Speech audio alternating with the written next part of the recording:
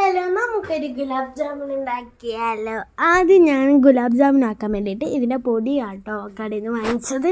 ഇത് നമുക്ക് എത്ര ഗുലാബ് ജാമുൻ്റെ ബോൾസ് ആക്കണം വെച്ചാൽ നിങ്ങളുടെ ഇഷ്ടത്തിന് കുറച്ച് പൊടി എടുക്കുക. ഞാൻ ഇതിൽ 1 കപ്പ് പൊടിയാണ് എടുത്തിട്ടുള്ളത്. ഇത് കഴിഞ്ഞിട്ട് ഞാൻ വീണ്ടും എടുത്തായിരുന്നു കേട്ടോ പൊടി. അത് വീഡിയോയിൽ കിട്ടിയില്ല.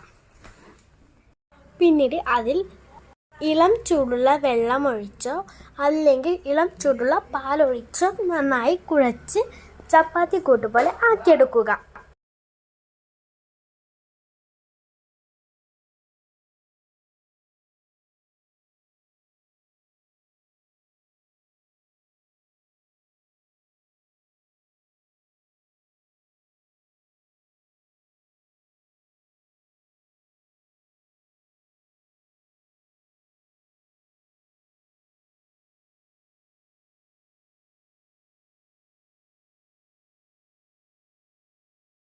അതിനുശേഷം ഈ കൂട്ട് റെസ്റ്റ് ചെയ്യാൻ വേണ്ടിയിട്ട് കുത്തിവെക്കുക.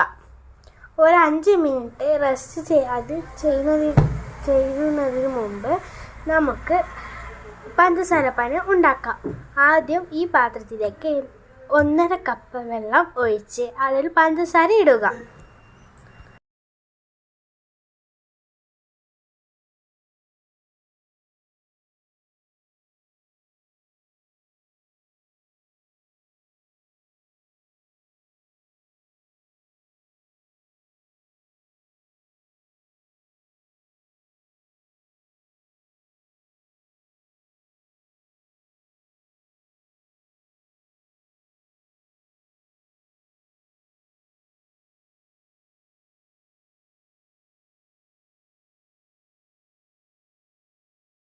ഇതിനൊരു ഫ്ലേവറിന് വേണ്ടിയിട്ട് ഞാൻ ഇതിൽ 3 ഏലക്കായ് പൊടിച്ച് ഇടുന്നുണ്ട്.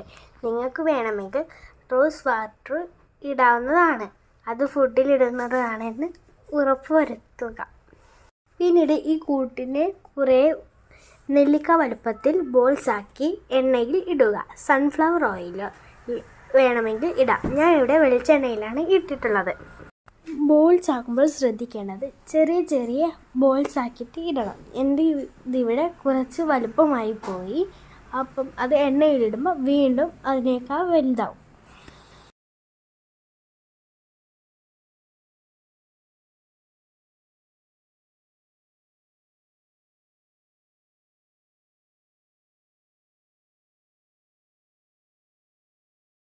അതിനുശേഷം ഈ ബോൾസ് എല്ലാം പഞ്ചസാര പാനീയത്തിലേക്ക് ഇട്ട് വെക്കുക.